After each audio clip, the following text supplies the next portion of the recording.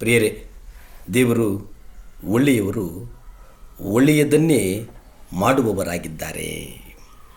ಕೀರ್ತನೆಗಳು 47ನೇ ಅಧ್ಯಾಯ 1 ನಾವು ನೋಡುವುದಾದರೆ, ಸರ್ವ ಜನಾಂಗಗಳಿರ ಚಪ್ಪಾಳೆ ಹೊಡೆಯಿರಿ, ಆರ್ಭಟದಿಂದ ದೇವರಿಗೆ ಜಯಧ್ವನಿ ಮಾಡಿರಿ.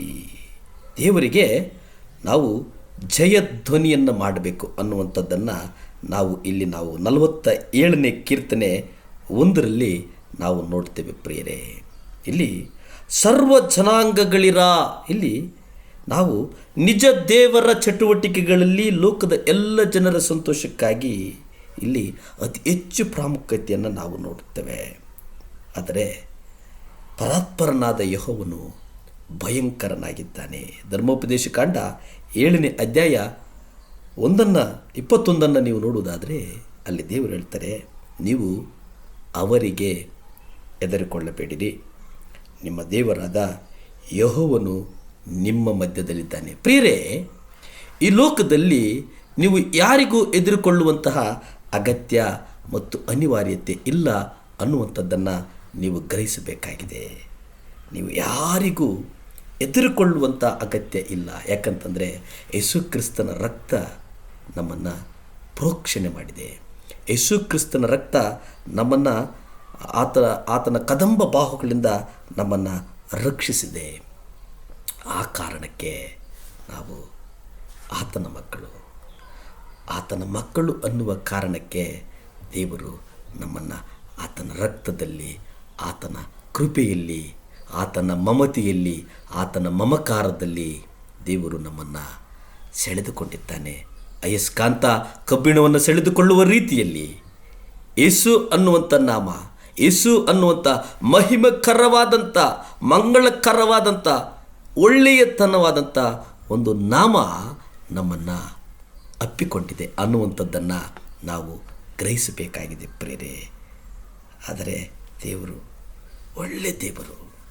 ವಿಮೋಚನ ಕಾಂಡದಲ್ಲಿ ನಾವು ನೋಡ್ತೇವೆ, ಚೈತನ್ಯ ಸ್ವರೂಪನಾದ ದೇವರು ನಿಮ್ಮ ಮಧ್ಯದಲ್ಲಿರುತ್ತಾನೆ ಎಂಬುದು ಆತನು ಕಾನ್ಯನ್ನರು, ಹಿತ್ತಿಯರು, ಹಿವಿಯರು, ಪೆರಿಜ್ಜಿಯರು, ಗಿರ್ಗಾಷಿಯರು, ಅಮೋರಿಯರು, ಎಬಸಿಯರು ಇವರೆಲ್ಲ ನಿಮ್ಮ ಮುಂದೆ ತಪ್ಪದೆ ಹೊರಡಿಸುವುದೆನೆಂಬುದು ಅನ್ನುವುದನ್ನು ನಾವು ನೋಡ್ತೇವೆ. ಯೆಹೋಶುವ ಅಧ್ಯಾಯವನ್ನು ನಾವು ಗ್ರಹಿಸೋದಾದರೆ, ಚೈತನ್ಯ ಸ್ವರೂಪನಾದಂಥ ದೇವರು, ನಮ್ಮ ದೇವರು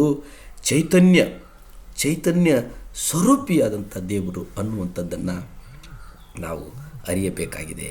ದೇವರೇ, ನೀವು ಉನ್ನತನು ಸ್ವಾಮಿ, ಮಹೋನ್ನತನು ಸ್ವಾಮಿ, ರಾಜಾದಿರಾಜನು ಸ್ವಾಮಿ, ಅದ್ಭುತಗಳನ್ನು ಮಾಡುವಂಥವನು ಸ್ವಾಮಿ. ಏಕೆಂದರೆ ಒಂದು ಪೂರ್ವ ಕಾಲ ವೃತ್ತಾಂತ 15:20 ನಾವು ನೋಡ್ತೇವೆ, ದೇವರು ನಮಗೆ ಆಶ್ರಯವಾಗಿದ್ದಾನೆ. ದೇವರು ನಮಗೆ ಆಶ್ರಯ, ಬಲ, ಸೈನ್ಯಗಳಲ್ಲ, ಕೋಟೆಗಳಲ್ಲ, ಮನುಷ್ಯನ ಶಕ್ತಿ, ತಂತ್ರ ಅತಂತ್ರಗಳಲ್ಲ, ಆದರೆ ದೇವರು ನಮ್ಮ ಶಕ್ತಿ, ದೇವರು ನಮ್ಮ ಕೋಟೆ, ದೇವರು ನಮಗೆ ಮಹಿಮೆ, ದೇವರು ನಮ್ಮನ್ನು ಉನ್ನತಕ್ಕೆ ನಡೆಸುವವನಾಗಿದ್ದಾನೆ ಅನ್ನುವಂಥದ್ದನ್ನು ನಾವು ನೋಡ್ತೇವೆ. ಪ್ರೇರೆ, ಯಾಕಂದರೆ 46:1 ನಾವು ನೋಡ್ತೇವೆ, ದೇವರು ನಮಗೆ ಆಶ್ರಯ ದುರ್ಗ. ಯೇಸು ಸ್ವಾಮಿ ನಮಗೆ ಆಶ್ರಯ ದುರ್ಗನಾಗಿದ್ದಾನೆ ಅನ್ನುವಂಥದ್ದನ್ನು ನಾವು ಗ್ರಹಿಸಬೇಕಾಗಿದೆ. ದೇವರು ನಮಗೆ ಆಶ್ರಯ ದುರ್ಗ ಅನ್ನುವಂಥದ್ದನ್ನು ನಾವು ಗ್ರಹಿಸಬೇಕಾಗಿದೆ. ನಾವು ಮುಖ್ಯವಾಗಿ ದೇವರನ್ನು ಮೊರೆ ಇಡಬೇಕಾಗಿದೆ.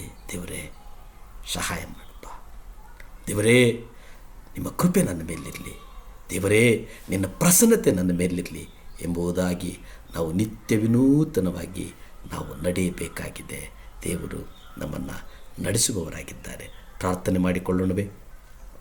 ಭೂಮಿ ಆಕಾಶಗಳನ್ನು ಉಂಟು ಮಾಡಿದಂಥ ಸರ್ವಶಕ್ತನಾದಂಥ ದೇವರೇ, ಕೋಟಿ ಸ್ತೋತ್ರಪ್ಪ. ಅಪ್ಪ, ಸಹಾಯ ಮಾಡು ಸ್ವಾಮಿ.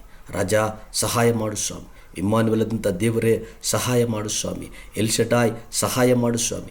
ಎಬಿನೇಜರ್, ಸಹಾಯ ಮಾಡು ಸ್ವಾಮಿ. ಯೆಹೋವ ರಾಫ, ಸಹಾಯ ಮಾಡು ಸ್ವಾಮಿ. ಪರಿಶುದ್ಧಾತ್ಮನೇ, ಸಹಾಯ ಮಾಡು ಸ್ವಾಮಿ. ಮಹೋನ್ನತನೇ, ಸಹಾಯ ಮಾಡು ಸ್ವಾಮಿ. ಅಪ್ಪ, ಮಕ್ಕಳಿಗೆಲ್ಲರಿಗೂ ನೀವೇ ಆಶ್ರಯ, ಅತಿಶಯಪ್ಪ. ಮಕ್ಕಳು ಬೇಡಿದ ವರಗಳನ್ನು ಕೊಡು ಸ್ವಾಮಿ. ಸ್ತುತಿ, ಘನ, ಮಾನ, ಮಹಿಮೆ ನಿಮ್ಮೊಬ್ಬರಿಗೇ ಸಲ್ಲಿ ತಂದೆ. ಆಮೇನ್ ಆಮೇನ್. ದೇವರು ಒಳ್ಳೆಯದನ್ನೇ ಮಾಡುವವರಾಗಿದ್ದಾರೆ. ನಮಸ್ಕಾರ.